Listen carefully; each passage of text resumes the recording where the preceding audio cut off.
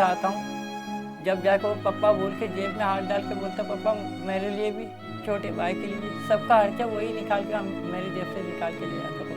सौदा लाना हो पापा मैंने इतने ले लिए, सौदा के लिए, भाई के लिए इतने ले लिए, यानी हर चीज़ वो अपने तरीके से चलाता था, उसका मनमानी चलेगा और किसी का नहीं। ऐसे बेटी गवाही है मैं। अब तक कहानी में आज थाना हुदूद समान टाउन में होने वाली जुल्म व बर्बरियत की लर्ज़ाखेज़ वारदात, ये कहानी है मासूम बच्ची कायनात उर्फ शहनाज की, जिसका बाप मेहनत मजदूरी करता है।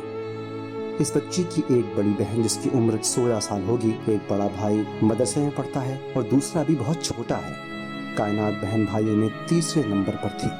वारदात के दिन बड़ी बहन छोटी बहन को घर छोड़कर आधे घंटे के लिए ट्यूशन गई।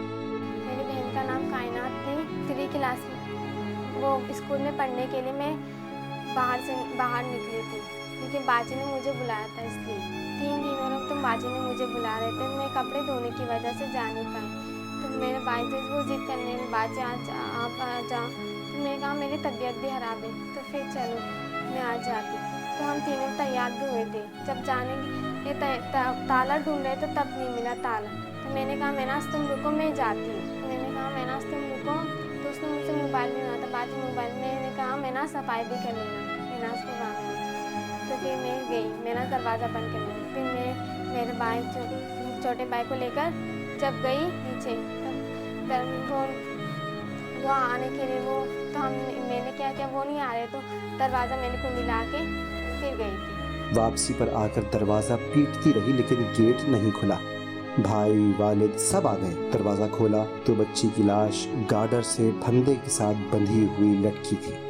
इत्तफाकन उस दिन मेरे बच्चे, बड़ी बेटी वहाँ जाके बच्चे को छोड़ने गया, इसको छोड़ के ताला नहीं मिल रहा था इन लोगों को। फिर वहाँ से आया, फिर ये दूसरे के पास बैठ गए।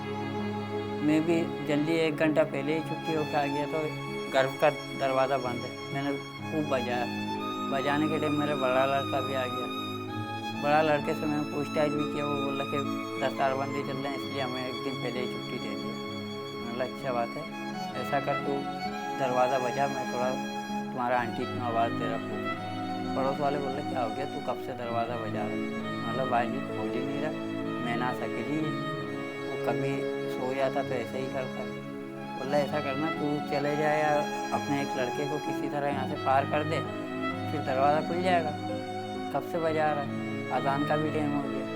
फिर मैंने बड़े वाले लड़के को बोला भाई तू जा, दूसरे के घर से पूछना सही बात नहीं। ये बोल के मैंने उसको भेज दिया। उसने किसी तरह पत्ते पकड़ के उतर के दरवाज़ा खोला। बोला मैं चप्पल पहन के आ रहा हूँ पप्पा, आप जाके देखो आप ही को। वो आया, उस कमरे में गया मैं आके, वहाँ नज़र नहीं आया, ये बेड़ा हुआ था। फिर मैंने वहाँ से आके एक दरवाज़ा खोला, मुझे कुछ नज़र नहीं आया। फिर जैसे ही ये खोला मेरी बेटी टंगी हुई है। एकदम से मैंने कमर में हाथ रख के पकड़ के उसको किसी तरह गले से रस्सी खोला। खोलने के बाद उसको यहाँ लिटाला, हाथ पैर मसला सारे एकदम से, इतने देर कोई भी गली में भी नज़र नहीं आता। मेरे चीखने चिल्लाने से इतने में सारे औरतें यहाँ आ गए। घर की कुंडी अंदर से बंद थी, इसीलिए बताया जाता है कि कातिल पड़ोस के रास्ते से ही आया होगा। पुलिस ने पड़ोसियों से इन्वेस्टिगेशन की, डीएनए के नमूने भी लेकर जांच पड़ताल के लिए भेज दिए गए। अब पुलिस कातिलों को पकड़ती है या नहीं, ये सवाल है। अभी मैं ये सिर्फ ये चाहता हूँ, ये दरिंदे को बस किसी तरह पकड़े।